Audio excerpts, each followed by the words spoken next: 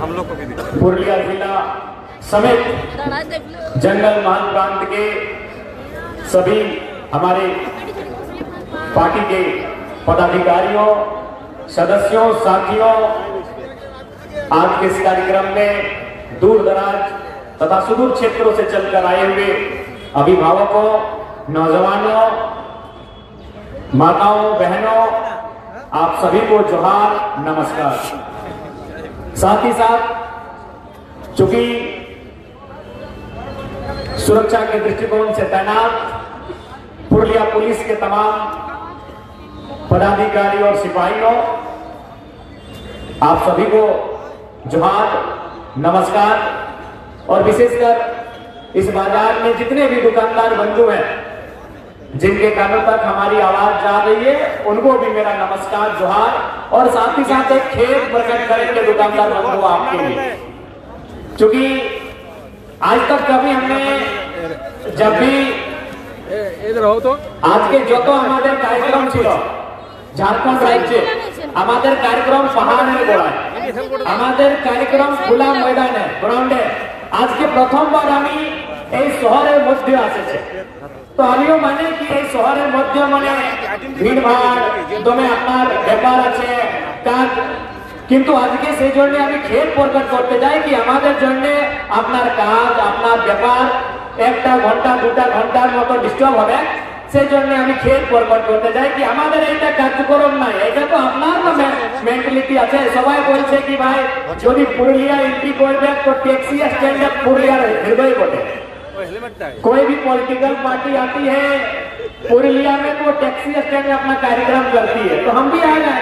बाकी हमारा जो अंदाज है आप भी जानते हैं, पारसनाथ के जंगलों में, पहाड़ों में, खेतों खलिहानों में, ग्राउंड में मेरा मीटिंग होता है। और सभा में नहीं, हम तो स्कॉर्पियो का छत में अपना मीटिंग का भाषण देते हैं। तो इसलिए जितने भी दुकानदार बंधु हैं 2-3 घंटा के लिए आपका अगर काम व्यापार डिस्टर्ब होगा तो उसके लिए हम क्षमा चाहेंगे, क्योंकि मेरा कार्यक्रम ऐसा नहीं होता है। लेकिन भाई ये आपके पुरुलिया का ही धारणा है कि यदि आपको राजनीति करना है तो शहर में भी थोड़ा आना होगा, इसीलिए हम शहर में आए हैं। बाकी हम गांव वाले हैं, हमको पहाड़ों में मीटिंग करना पसंद होता है। तो भाई थोड़ा सा खेत प्रकट करेंगे, जितने भी हमारे दुकानदार बंधु लोग अपना काम काज कर रहे हैं, थोड़ा सा खेत प्रकट करेंगे। तो आज मैं मानता हूं कि पश्चिम बंगाल पुरुलिया जो है, चाहे पुरुलिया रहे, बांकुड़ा रहे, झारग्राम रहे या मेदिनीपुर रहे, ये जिले संवैधानिक रूप से, ये जिले कानूनी रूप से बेशक पश्चिम बंगाल का हिस्सा है, लेकिन अगर संस्कृति की बात करें, सामाजिक बात करें, भावनाओं की बात करें, तो आज भी ये जिले झारखंड का हिस्सा है। और एक झारखंडी बेटा होने के नाते जिस प्रकार से मैं आवाज छोटा नागपुर पठार में बसने वाले लोगों के लिए उठाता हूं, जो आवाज मैं कोयलांचल के लोगों के लिए उठाता हूं, जो लड़ाई मैं कोयलांचल छोटा नागपुर समेत झारखंड के हिस्सों के लिए लड़ता हूं, वही आवाज, वही संघर्ष मेरा जंगल महल के लोगों के लिए भी रहेगा।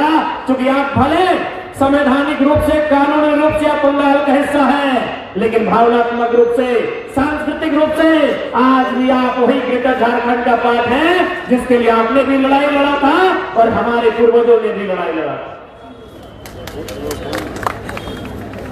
और ऐसे भी अपनी सबाई जाने एटार प्राचीन नाम की, एटार प्राचीन नाम मानभूम, এটা প্রাচীন মানভূম বটে না? তো মানভূম মানে কি? এইদিকে পুরুলিয়া, ওইদিকে धनबाद और बोकारो।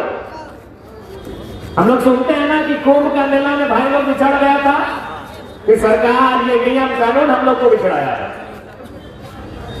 ये मानभूम जिसका एक गौरवशाली इतिहास रहा है, जिसका एक गौरवशाली परंपरा रहा है, भारत देश की आजादी से लेकर झारखंड अलग राज्य की लड़ाई तक जिस मानभूम का एक गौरवशाली इतिहास रहा है, उसी मानभूम का अंग हम भी हैं, जिस मानभूम को आज आप पुरुलिया कहते हैं और हम धनबाद कहते हैं।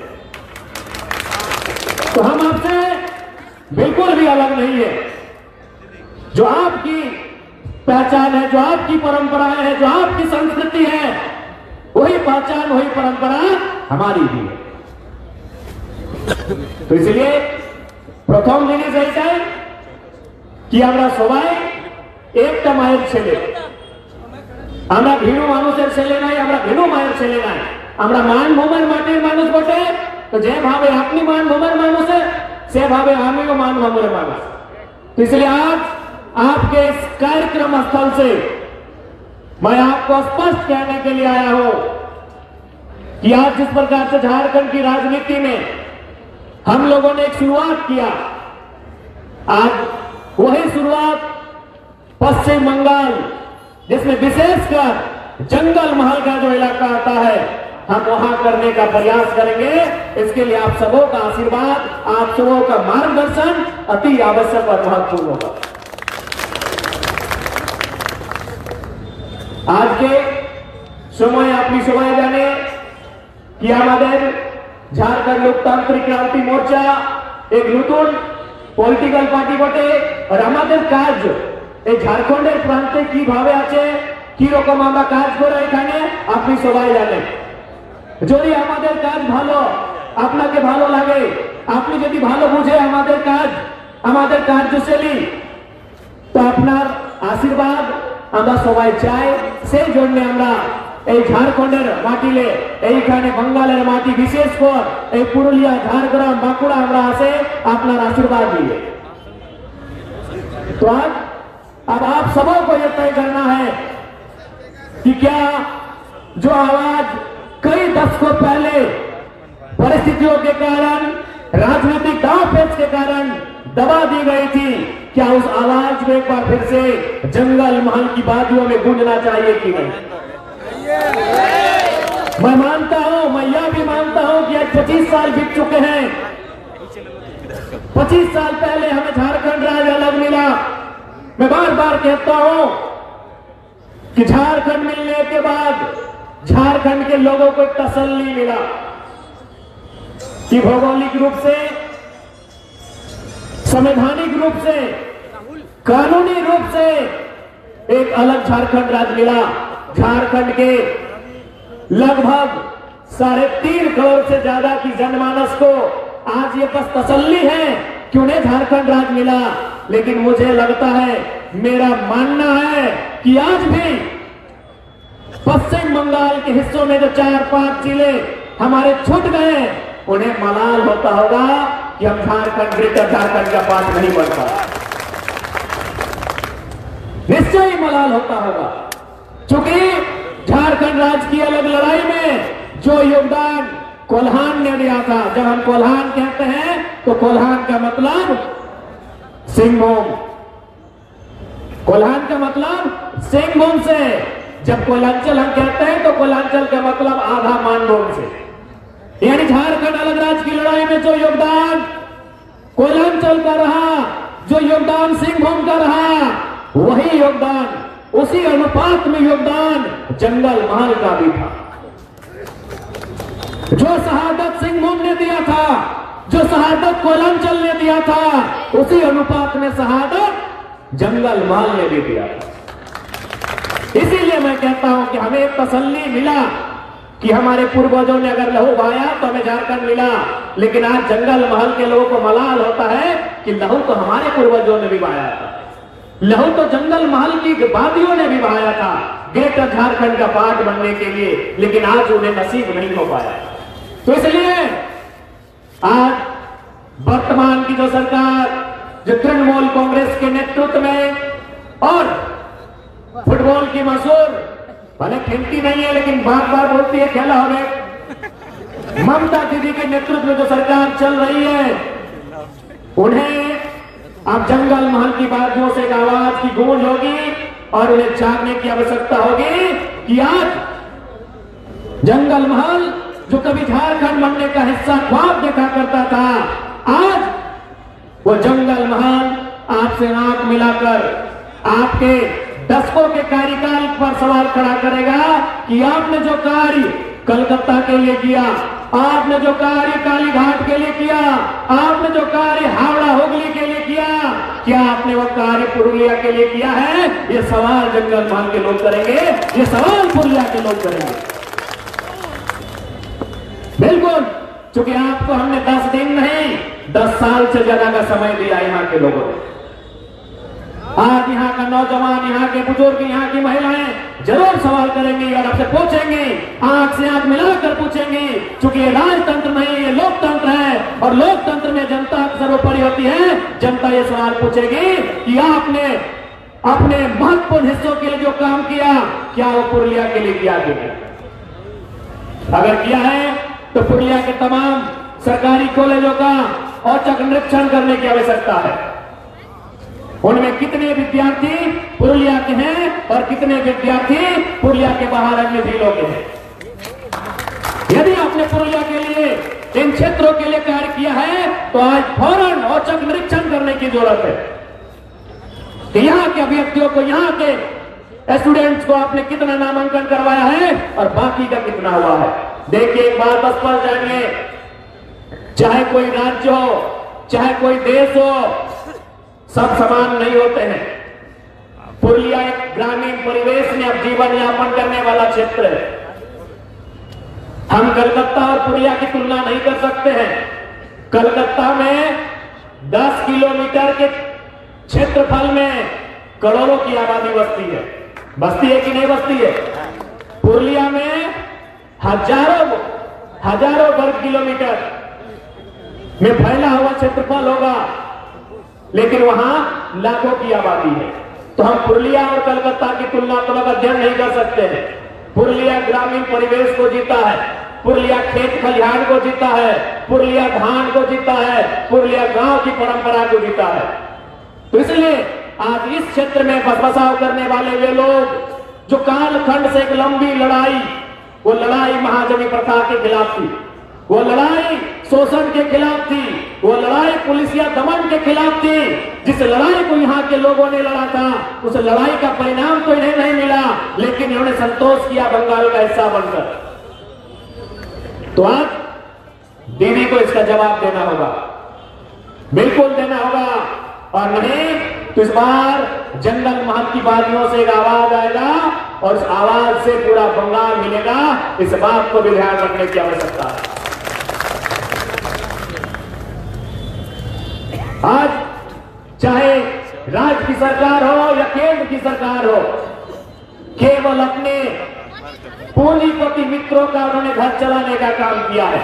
आज दीदी बोले, मोदी के बोले कि अपनी पूंजीपति मानो लोग पॉलिटिकल पार्टी बोटे, अपना सौगी पूंजीपति बोटे, लेकिन अपनी सभाएं जाने यही बंगाल धोती शारदा चीट फंड घोटाला हुआ है, उसका जांच भी करवाने की आवश्यकता होनी चाहिए। नारा टेस्टिंग ऑपरेशन भी हुआ है इसी बंगाल की धरती में। आज दीदी ठहाका मार के कहती हैं कि हम भारतीय जनता पार्टी को अपने बंगाल में देखना पसंद नहीं करते हैं, लेकिन जब नारा टेस्टिंग ऑपरेशन होता है तो उसमें तृणमूल कांग्रेस और भाजपा के कई बड़े नेता पाए जाते हैं और उस फाइलों को बंद कर दिया जाता है। तब चोर मौसेरे भाई बन जाते हैं। किससे छुपा है? जिस प्रकार देश में सहारा का स्कीम सामने आता है, गरीब लोगों ने अपने पसीने से कमाई हुई, अपने पसीने से पाई कमाकर सहारा में पैसा जमा किया था। आज जो स्थिति सहारा का हुआ है, वही बंगाल में शारदा घोटाला के नाम से भी जाना जाता है, जिसमें कम लागत लगाकर ऊंची ब्याज और ऊंची प्रॉफिट की लाभ देकर जो गरीब जनता का, भोली भाली जनता का पैसा कलेक्ट किया गया। और आज उन कंपनियों का क्या हुआ? आज उन पे कार्रवाई का क्या हुआ? आज जिन लोगों ने निवेश किया था, वो निवेश करने वाले लोग आज आत्महत्या करने लगे हैं, उनकी पीड़ा का क्या हुआ? ये सवाल तो वाजिब है और ये सवाल पूछना बनता है। क्या भूल गए बंगाल वासियों? शारदा चीट फंड घोटाला भूल गए क्या? इसमें कसूर आपका नहीं है। आज देश की राजनीति ने जनता के स्तर को इतना कम कर दिया है, वो अपने दिनचर्या के जीवन में, वो अपने दैनिक जीवन में फंसकर उलझ कर रह जाते हैं कि उन्हें इतने बड़े घोटाले बहुत कम समय में बुला दिए जाते हैं। आज उनके पास समय कहां रहा कि इन विषयों पर वे बात कर पाए। इन विषयों को वो याद कर पाए, उनके पास समय कहां है। आज दैनिक जीवन में इतने मशगूल हो गए हैं जनता, अब करे भी तो क्या करे। ये साधु संत सन्यासी है नहीं, घर परिवार चलाने वाले लोग हैं, परिवार है, बच्चे हैं, उनके लिए जीना पड़ता है, उनके लिए करना पड़ता है, इसीलिए इन घोटालों को भी भूल जाते हैं। लेकिन याद रखिएगा, समय के गर्भ में कुछ अगर दफन हो जाता है तो समय के साथ वो चिंगारी बन के वापस भी आता है।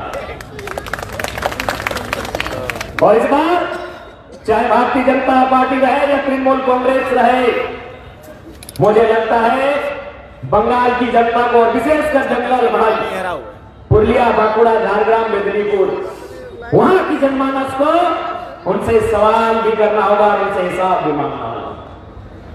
क्योंकि अगर राज्य में जोड़ा फूल की सरकार है तो केंद्र में कमल फूल की सरकार है। की दादा जोड़ा फूल ना, जोड़ा फूल की जोड़ा पात घास फूल। राज्य में अगर घास फूल की सरकार है तो केंद्र में कमल फूल की सरकार है, और बंगाल की लोगों ने दोनों सरकार को बनाया। राज्य की सरकार को लगभग 294 विधानसभा सीटों में से 200 सीट दिया है ना, बताओ 200। और केंद्र की भी सरकार को लगभग 42, कितना सांसद है आपके यहाँ? 42, 17 दिए है ना, 17, जिनमें यहां से कौन है? ज्योतिर्मय महतो।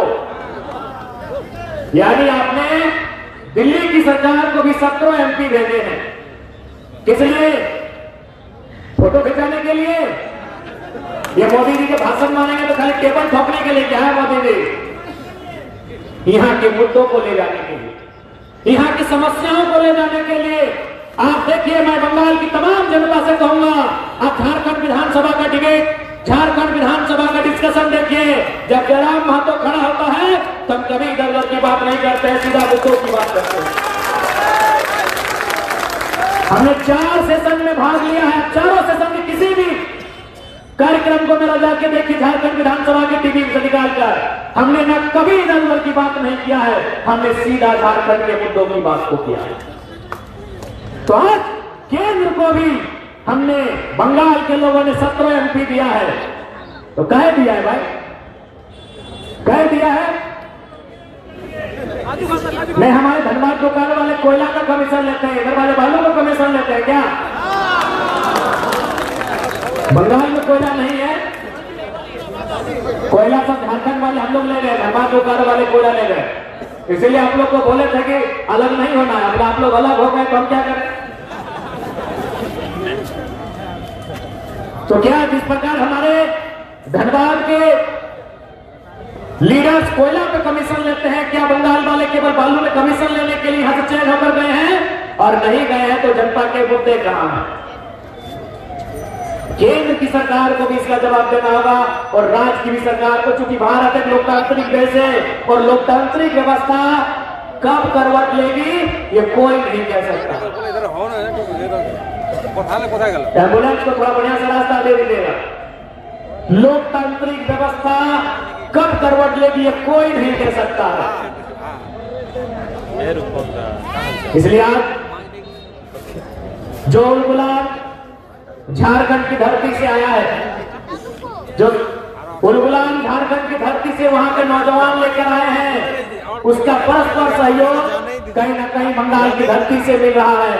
और निश्चय ही आने वाले दिनों में हमारे बंगाल के जंगल महल के, पुरुलिया के लोगों के जो समस्याएं होंगी उन पर उसी आवाज के साथ, उसी बुलंदी के साथ, उसी मजबूती के साथ हम लोग लड़ते हुए दिखेंगे जिस मजबूती के साथ हम लोग झारखंड में लड़ते हैं। आज झारखंड में आंदोलन का दूसरा नाम जेल कैंप है। थोड़ी पता है, किसी को कुछ होता है तो उन्हें पहले जेल कैंप को याद करते हैं, वो भले सरकार की पार्टी के क्यों ना रहे, क्योंकि उन्हें भी मालूम है अगर संघर्ष के लिए कोई आगे कदम बढ़ाएगा तो जेल कैंप के लोग बढ़ाएंगे। इसलिए आज बंगाल पुरुलिया के टैक्सी स्टैंड से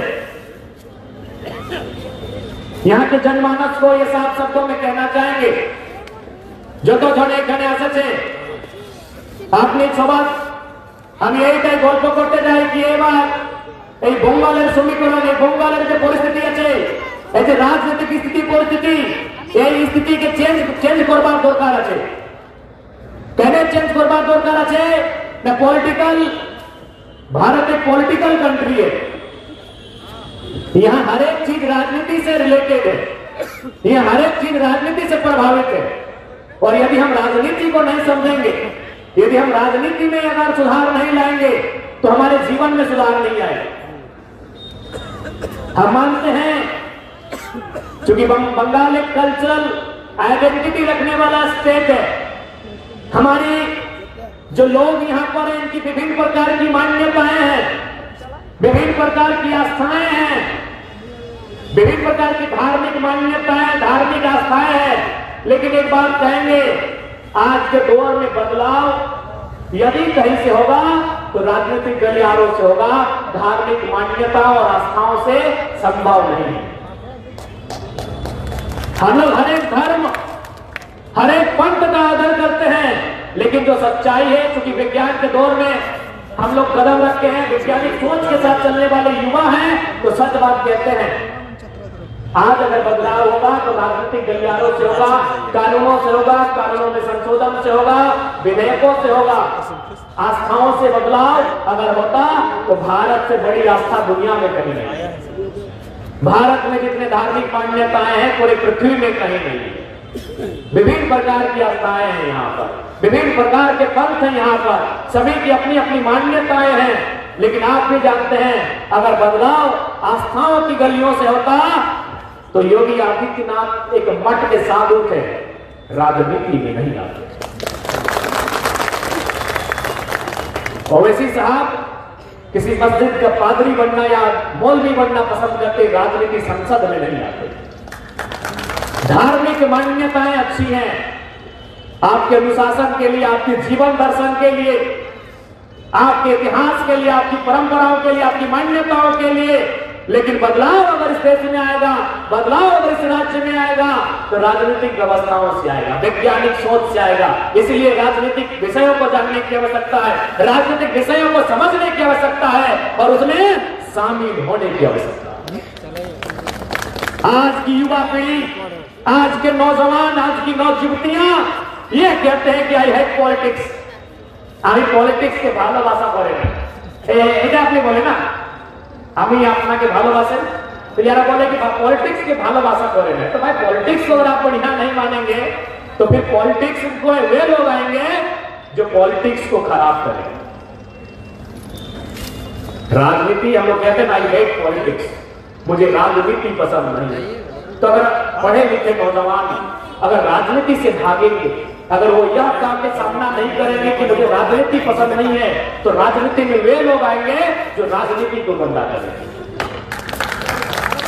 और आज किसी से नहीं छुपा है, आज किसी से नहीं छुपा है कि आज की परिस्थिति क्या है। आज देश की सबसे बड़ी समस्या क्या है?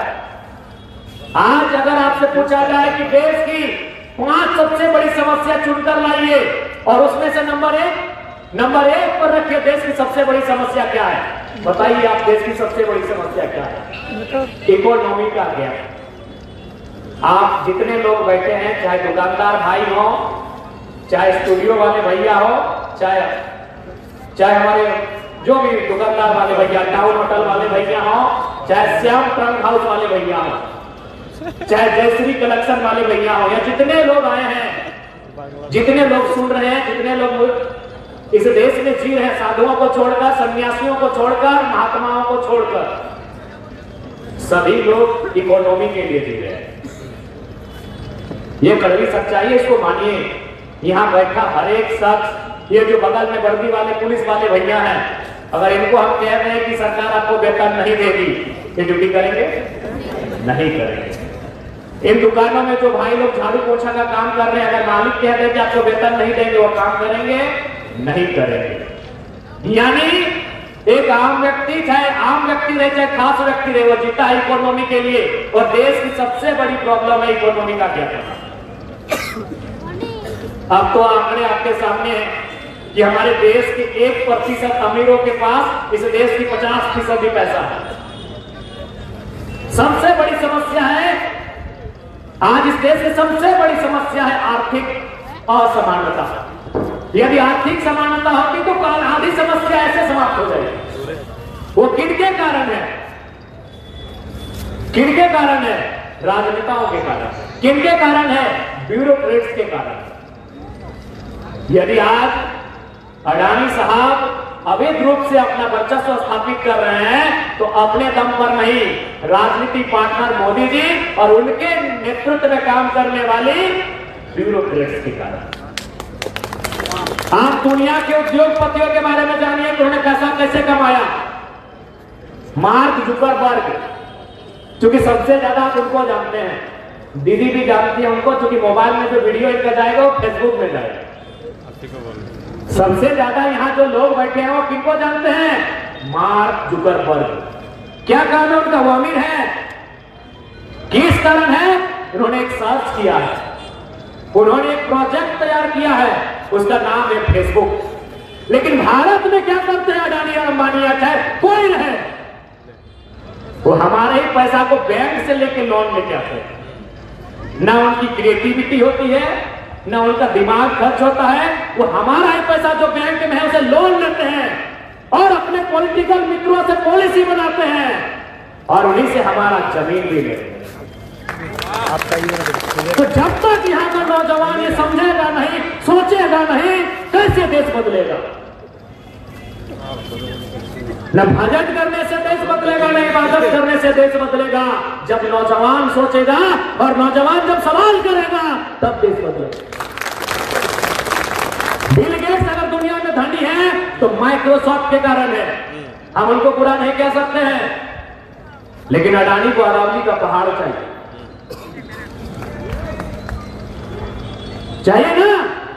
तो ये अंतर है दुनिया के बिजनेसमैन में और भारत के बिजनेसमैन में, ये अंतर है। वे लोग रिसर्च करके आगे बढ़ते हैं, वे लोग अपने माइंडसेट से आगे बढ़ते हैं, वे लोग कोई प्रोजेक्ट बनाते हैं और ये लोग जनता का पैसा बैंक से लेते हैं और फिर जनता की जमीन भी लेते हैं। तो कैसे ये बदलेगा? ये तब बदलेगा जब जो लोग पॉलिटिक्स में हैं उन पे आप कंट्रोल करेंगे। बस कहने को है, बस कहने को है कि ये देश of the people, by the people, for the people, जनता को जनता के लिए, जनता के द्वारा है। केवल 5 साल में एक बार वोट देने के टाइम, केवल 5 साल में एक बार वोट देने के टाइम ये देश जनता के हाथों में होता है। उसके बाद जनता सड़कों में होती है और नेता मल्लों में होते हैं। उस व्यवस्था को बदलना होगा और ये व्यवस्था एक दिन में नहीं बदलेगी, लेकिन बदलेगी। आज देखिए एक नया विधायक, एक नौजवान विधायक झारखंड में बना है और आज आपको मालूम होगा, आज आपको मालूम होगा, कई बार आपके पुरिया के लोग हमसे मिलने गए, पूछिए कि हमको ठीक से मिल पाए? नहीं मिल पाए। क्यों नहीं मिल पाए मालूम है? क्योंकि मेरा जन्म हुआ है धनबाद जिला में और हम जहां से विधायक बने वो गिरिडीह जिला है और हमने एक प्रतिज्ञा लिया है, मैंने एक शपथ लिया है कि मैं अपने जिले से बाहर 1 इंच जमीन नहीं कर दूंगा। देश ऐसे नहीं बनता है, भाषणों से नहीं बनता है, देश एक विचार से बनता है और वो विचार आपके अंदर तभी आएगा जब सच में आपके अंदर निष्ठा है। अपने लोगों को तकलीफ में रोते हुए देखकर आपके अंदर अगर सच में तकलीफ है तब देश बदलेगा। ये लोग भाषण देते हैं हम गरीबों का अच्छा करेंगे और पता चलता है जो पॉलिसियां बनाते हैं वो अपने उद्योगपति मित्रों से पूछकर बनाते हैं। आज एक नया विधायक राजनीति में आया है, मेरा अपना घर इसलिए मेरे विधानसभा में नहीं है क्योंकि मेरा विधानसभा मेरा जिला में नहीं पड़ता। और हमने प्रतिज्ञा ली है, ईमानदारी से बोलिए, जिस दिन भारत के लगभग 4800 विधायक, भारत के लगभग 790 सांसद अगर प्रतिज्ञा ले ले कि मेरा अपने जिला के बाहर 1 इंच जमीन नहीं होगा, सोचिए आधी समस्या का समाधान आधे महीनों में हो जाएगा। जिस दिन ये प्रतिज्ञा ले ले कि भाई मैं उस जिले में भी तो कोई लोग रहता होगा, अगर हम उसकी प्रॉपर्टी लेंगे तो गरीब होगा, ऑटोमेटिकली गरीब होगा। अगर हम किसी की प्रॉपर्टी खरीदने जा रहे हैं तो अमीर होगा कि गरीब होगा? तो ये तो हमारे यहाँ के लीडर्स की लीडरशिप है, जिनमें दूरगामी सोच का घोर अभाव है, जिन लीडर में दूरगामी सोच का घोर अभाव है। इसलिए आज इस राज्य को, इस देश को बदलना है तो युवाओं को राजनीति में आना होगा। एक नौजवान विधायक बन के झारखंड की विधानसभा में आया है, बाकी लोगों की हालत खराब रहती है। ये नया नया तरीके से बात को रखता है, ये नए नए तरीके की बात करता है, ये नए नए आइडियाज की बात करता है, इससे सबको खतरा है। इसीलिए कभी हमारे बारे में ये कहानी सुनाएंगे, हमारे बारे में ये कहानी सुनाएंगे। इनको बर्दाश्त नहीं हो रहा कि एक नया लड़का कैसे इतनी जल्दी राजनीति में आया। 20 साल चप्पल घिसता है तब कोई राजनीति में आता है। और ये हमको भी लगता है ये चमत्कार ही हुआ है कि महज 2 सालों में हम सिंगल अपने दम पर और जनता के विश्वास से झारखंड की राजनीति में आए हैं। अब बंगाल की बारी है। इसलिए युवाओं को इसलिए राजनीति में आना होगा। आप राजनीति से भाग नहीं सकते हैं। आप जितना राजनीति से भागोगे ये व्यवस्था उतनी हमसे दूर भागेगी। तो সেই জন্য আজকে যতজন এখানে আপনি আসেছে আপনার কাছে আমি অনুরোধ করতে যাই এবার নতুন পলিটিক্সের দরকার আছে, এবার পলিটিক্যাল চেঞ্জ করবার দরকার আছে, এবার এক নতুন মাইন্ডসেটের দরকার আছে। আপনি রেডি আছেন সবাই? আপনি এই যে যতজন ট্যাক্সি স্ট্যান্ডে আসেছে সবাই রেডি আছে? আমি এইটা আশা, এইটা অনুরোধ নিয়ে এইখানে আমরা সবাই আসেছে। और हम लोग उम्मीद करते हैं कि इस बार पूरा बंगाल का तो अभी नहीं कर सकते, लेकिन जंगल महल की बातियों से जरूर बदलाव आएगा, ये हम लोग पूर्ण आशा करते हैं।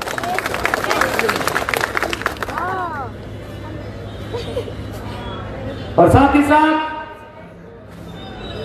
चूंकि हम जब भी बात करते हैं तो उसमें हमारा जो पुराना इतिहास रहा है, जो हमारे प्राचीन हिस्ट्री, हमारे जो संघर्ष, हमारे जो पूर्वज ছিল, আমাদের যে সংঘর্ষ ছিল, ওই সংঘর্ষ যে মতন আমি ঝাড়খণ্ডে আমাদের মানুষ নারা দেয় জল জমন জমিন, জল জঙ্গল জমিন, এইটা আমাদের ঝাড়খণ্ডের স্লোগান। আপনার এইখানের কি স্লোগান? মায় মাটি মানুষ, এইটা আপনার স্লোগান। তো এই আমাদের ঝাড়খণ্ডের স্লোগান আর আপনার বঙ্গালের স্লোগানে এই সমান কি আছে? আমাদের স্লোগানে কি আছে? জল জমিন জঙ্গল। আপনার স্লোগানে আছে মায় মাটি মানুষ। তো সমান কি আছে? মাটি। জল জমিন, আমাদের স্লোগান আছে জমিন, জমিন মানে মাটি। আপনারও স্লোগান আছে মায় মাটি মানুষ, মাটি মানে জমিন। এর একটা সিমিলার জিনিস আছে এই আপনার স্লোগানে আর আমাদের ঝাড়খণ্ডের স্লোগানে। আপনার কি, আপনার তো ঝাড়খণ্ড মানে আজকেই বঙ্গাল। তো এই আপনার স্লোগানের আমাদের স্লোগানে একটা সিমিলার জিনিস আছে। এই সিমিলার জিনিসের নাম কি? মাটি। सिमिलर जिनिस माने माटी। तो आज इस मंच के माध्यम से पुरुलिया के हृदय स्थल टैक्सी स्टैंड के माध्यम से इस कार्यक्रम के माध्यम से बंगाल की सरकार को कहेंगे कि जिस प्रकार छोटा नागपुर के पठार में, जिस प्रकार झारखंड के इलाकों में सीएनटी कानून संचालित है, सीएनटी कानून का अनुपालन है, उसी तर्ज पर जंगल महल में सीएनटी कानून को संचालित किया जाए। आप सभी जानते हैं जमीन और मिट्टी है तो सब है। नौकरी सब नहीं करेंगे, व्यवसाय भी सब लोग नहीं करेंगे। कुछ लोग व्यवसाय करना भी बहुत कठिन काम है, बहुत बड़ा धीरज और संयम आपको रखना पड़ता है। खेती बाड़ी लेकिन सब कर सकते हैं। जमीन अगर आपका रहेगा, आप अगर नहीं कुछ हुआ तो कम से कम हम ये बात कहते हैं कि हमारे बापेर बाड़ी আছে, बापेर चास আছে। हम अपने आप को तसल्ली देते हैं। नहीं कर पाए, हम तैयारी करने कलकत्ता गए, हम तैयारी करने दिल्ली गए, हम तैयारी करने पटना गए, हम तैयारी करने रांची धनबाद में, लेकिन चूंकि कंपटीशन का जमाना और सच्चाई भी है कि जितने भाई जितने बहन तैयारी करने के लिए घर से निकले हैं, जिस एग्जाम की तैयारी करने निकले हैं, उसमें अगर 1000 सीट है तो लाख अभ्यर्थी होते हैं, सबका सिलेक्शन नहीं होता है। लेकिन जब वो घर वापस आते हैं, जब वो नाउमीद होकर घर आते हैं, तो उनकी माँ या पिता बोलते हैं कि कोई बात नहीं, जा सकता भावना खोड़ी है ना, किले भावना करे है रे, कोशिश करना है तो भालो कोशिश करना है, आपन दिगेले कोनो को भी नहीं रखना है, कोनो बात नहीं है, चास्ता है खेता है, एक बढ़िया खेता एक चासे 6 महीना बोसी के खा, एगो तसल्ली मिलता है, एगो तसल्ली मिलता है कि अपनी ऐसी के की बोले कोई यार खेत के बहाल बोले ना, तो एक बोहिया कनानी के की बोले कनानी बोले ना, और बाइड के बादे बोले, और हीर के हीरे बोले ना, घुट्टू बोले ना।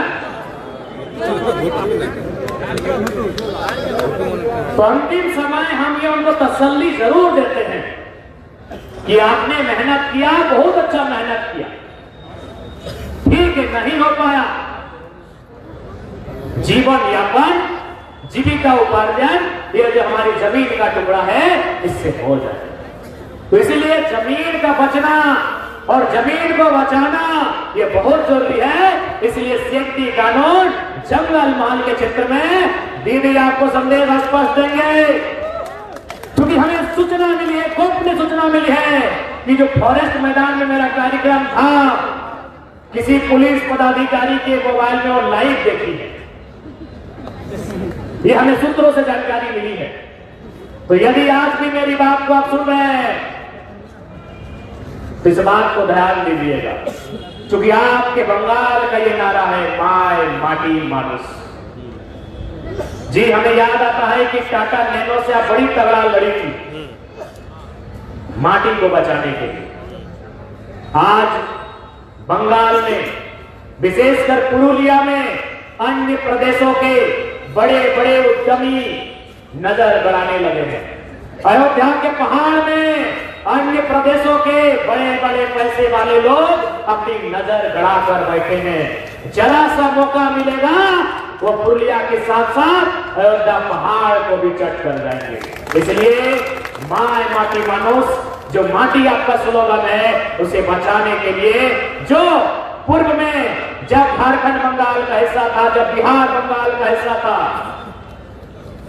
और उस समय जो व्यवस्थाएं थी, जो परंपराएं थी, और फिलहाल जो भी झारखंड में व्यवस्था और परंपरा है सीएनटी कानून, वो आपके इस पठारी क्षेत्र छोटा नागपुर पठार से जो सटा हुआ इलाका है जिसे हम जंगल महल का प्रांत कहते हैं, वहां उसे इम्प्लीमेंट और उसे सुचारू रूप से संचालन करने की आवश्यकता है, यह आपको कहना चाहिए।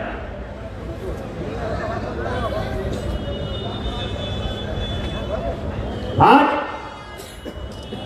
जिस उम्मीद के साथ यहां के लोगों ने बारी बारी से दिल्ली में कभी कमल फूल तो कलकत्ता में कभी जोड़ा फूल को चुनने का काम किया है, आज उन फूल वालों की जवाबदेही बनती है कि यहां के लोगों के आंखों में धूल ना झोंका जाए।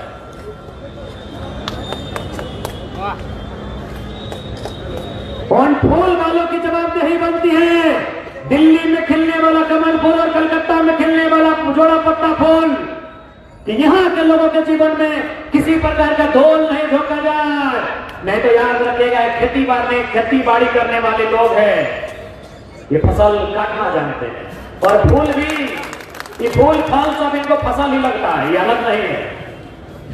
फूल फल धान सब फसल ही है, इनके लिए फसल ही है, इस बात को याद रखिएगा। और दीदी आप तो बढ़िया जानती हैं, आपसे बढ़िया कौन जानेगा, वो कॉमरेडों की सरकार, वो लाल झंडे की सरकार, अरे आपसे बेहतर कौन जानेगा। यदि कोई अजनबी आदमी बंगाल की धरती में आता था तो सोचने से पहले 7 बार घबराता था कि क्या कभी लाल झंडा यहां से उखड़ेगा, क्या कभी कॉमरेडों की सरकार यहां से हट पाएगी। लोग 7 बार सपने में भी सोचते थे अगर कोई बिहार का, छत्तीसगढ़, गुजरात का या भारत के किसी हिस्से का आदमी अगर बंगाल आता था दीदी आपसे पहले, तो सोच के भी डरता था क्या लाल झंडा यहां से उखड़ेगा। तो यदि लाल झंडा उभर सकता है तो 2 फूल भी उभर सकता है।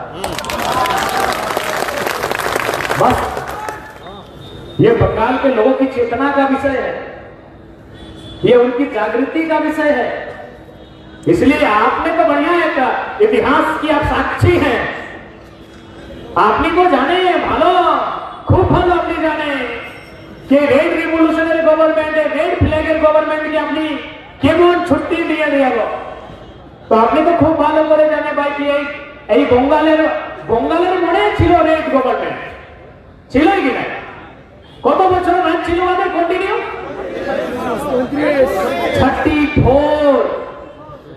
34 सालों का शासन, 30 বছরের উপর, 30 বছরের উপর। हाँ तो 30 बोली ना अपनी, हाँ तो 30 अच्छा 34 34 এখন 0 আছে। बताइए यही है राजनीति की खूबसूरती। This is the beauty of politics. यही तो खूबसूरती कि जो लोग 34 साल से सत्ता में थे, डर लगता था, सपने में भी सोच रहे हैं क्या ये लोग सत्ता से जाएंगे, आज वो 0 में है, लड्डू में है। यही तो राजनीति की खूबसूरती है। तो है दीदी, और वैसे भी आपका जो प्रिय खेल है वो फुटबॉल है, वो गोल ही होता है। অনির্বাণ দিদি আপনার যে প্রিয় খেল को आप लोग क्या बोलते बांग्ला में খেলা, ওইটা ওই ফুটবল বটে। আর ফুটবল গোল থাকে, আর গোল মানে 0। वकील बाबू जोहार नमस्कार। फुटबॉल माने गोल और गोल माने 0। इसलिए यदि यहाँ के लोग आपको मौका दे सकते हैं तो उस गलती से उतार भी सकते हैं, इस बात को याद रखिए। और साथ ही साथ मैं ये भी आपसे कहूंगा कि विधि व्यवस्था को दुरुस्त करिए। अभी हमें सूचना मिली, कई ऐसे भाई हैं, एक भाई को सीआरपीएफ में डाल के उनके साथ दुर्व्यवहार हुआ, लेकिन उन्हें न्याय नहीं मिल पाया। इसलिए विधि व्यवस्था को भी दुरुस्त करिए, और नहीं तो ये जो लोग वोट करते हैं वो सोचेंगे इस बार अमित शाह ही बंगाल में बदलाव करेंगे। और मुझे लगता है आप बंगाल के लोग भी फूल वालों से नाता तोड़ने के लिए तैयार हैं, क्योंकि फूल बंगाल में धूल बनकर उड़ के रह गया है। और आज के इस मंच के माध्यम से न केवल कलकत्ता में बैठे हुक्मरान, बल्कि दिल्ली में जो 17 सपोर्ट लेकर गए हैं उनको भी स्पष्ट कहेंगे कि आपको 17 सपोर्ट का माने 17 सीटों से है लोकसभा की। वो जो सपोर्ट आपको यहां से मिला है, वो जो सीटें आपको यहां से मिली हैं, तो वहां पुरुलिया का भावड़ा बाजा बेचने के लिए नहीं मिला है। एक गान ছিল না, আমি পুরুলিয়ার ভাবড়া বাজা খুব মিস এই আপনার যে গান খুব মিষ্টি গান, একটা কবিতা কি বলে, খুব ভালো গান। तो प्यारे सांसदों, इस बात को याद रखिएगा, आपको यहाँ की जनता ने अपने दुखों का, अपनी परेशानियों का समाधान करने के लिए भेजा।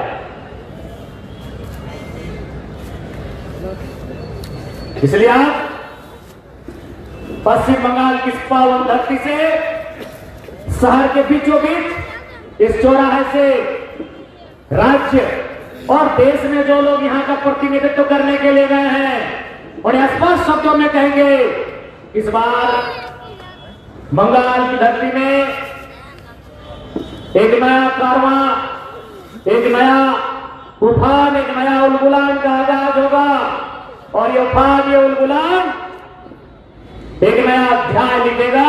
इस बात को भी आप ध्यान में अपने जहन में रखने का काम करेंगे।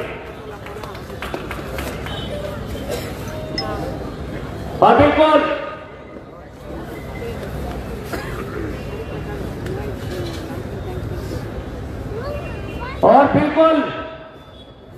अभी मैं कुछ देर पहले कह रहा था और उसकी शिकायतें बार बार यहाँ के नौजवान करते आ रहे हैं कि आसपास के क्षेत्रों में जितने भी महाविद्यालय, विश्वविद्यालय इत्यादि हैं, उनमें यहाँ के स्थानीय युवाओं की भागीदारी लगातार घट रही है। तो आपको याद होगा, पूर्वोत्तर भारत में जितने भी राज्य हैं, वो भी अपने राज्य के विभिन्न जिलों का सामाजिक, आर्थिक, भौगोलिक सर्वे करने के बाद उनके डेवलपमेंट के लिए वे अलग अलग हिस्सों में बांटते हैं। जैसे आप पूर्वोत्तर के क्षेत्र में जाइएगा तो वहां एक हिल एरिया मिलेगा, एक प्लेन एरिया मिलेगा। प्लेन एरिया के लिए अलग व्यवस्था करते हैं, हिल एरिया के लिए अलग व्यवस्था करते हैं। तो इस यहाँ की सरकार को भी ये सोचना होगा, यदि जंगल महल में विकास से विपरीत अगर जंगल महल के लोगों की सामाजिक, आर्थिक, शैक्षणिक स्थितियां हैं, तो जंगल महल को एक विशेष ढांचे में लाकर, विशेष सांचे में रखकर डेवलपमेंट करने की दरकार है। और नहीं तो याद रखिएगा, जंगल महल जो हमेशा इतिहास रहा है, जंगल महल का एक क्रांति का, जंगल महल का इतिहास रहा है बुलबुलान का, जंगल महल में एक इतिहास रहा है नए जागृति का, नई सोच का। इस बार जंगल महल फिर से नई जागृति, नई चेतना के साथ आकार लेगा और यह आकार एक नया सरकार को बनाने का भी काम कर सकता है।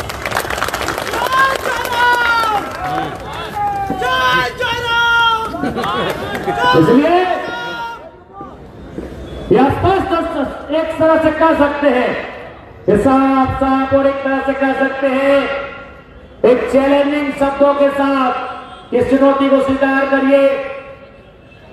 चूंकि अब यहाँ के नौजवान, यहाँ की नौजुवतियां, यहाँ के किसान, यहाँ के कामगार आपको जो समय दिया है, उन समयों का आपको जो प्रतिनिधित्व करने का अवसर दिया है, उस अवसर का इस बार वो हिसाब मांगने जा रहे हैं। आप बही खाता लेकर तैयार रहिएगा।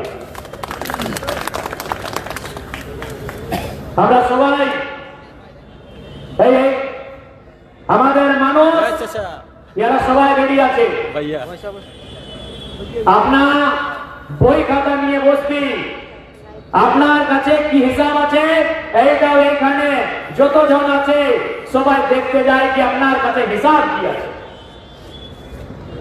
हिसाब के लिए तैयार हैं? अपनी सवाई रेडी আছে ना? और एक बात कहेंगे जो सबसे महत्वपूर्ण बात है, जो मैं पहले भी कह रहा था, बृहद झारखंड का हिस्सा ना बन पाने का वो मलाल, क्या 25 सालों के बाद भी यहाँ के जो भी भाई बंधु हैं, सभी वर्ग, सभी लोग, क्या उनके अंदर बृहद झारखंड को लेकर क्या विचार पनप रहे हैं, क्या विचार पनपते हैं? क्या आज भी 25 सालों के बाद भी वो विचार आपके अंदर विद्यमान है, जिन विचारों के साथ आपके पूर्वजों ने, इस मिट्टी के लोगों ने भी बृहद झारखंड का सपना देखा? हमें लगता है इन 25 सालों में वो लालसा, वो उम्मीद कहीं शिथिल पड़ा है तो कहीं आकार ले रहा है। हमें ऐसा लग रहा है कि 25 साल, 2.5 दशकों का एक कालखंड पार हो चुका है और इस 2.5 दशक के कालखंड में शायद सभी लोगों की सोच समान ना रही, लेकिन वह मलाल आज भी आपके अंदर है। ये आपके आंखों से, आपके माथे में जो झुर्रियां हैं, जो चिंता है, जो मलाल है, जो अफसोस दिख रहा है, झलक रहा है, उससे प्रतीत होता है। हमारा ये चैनल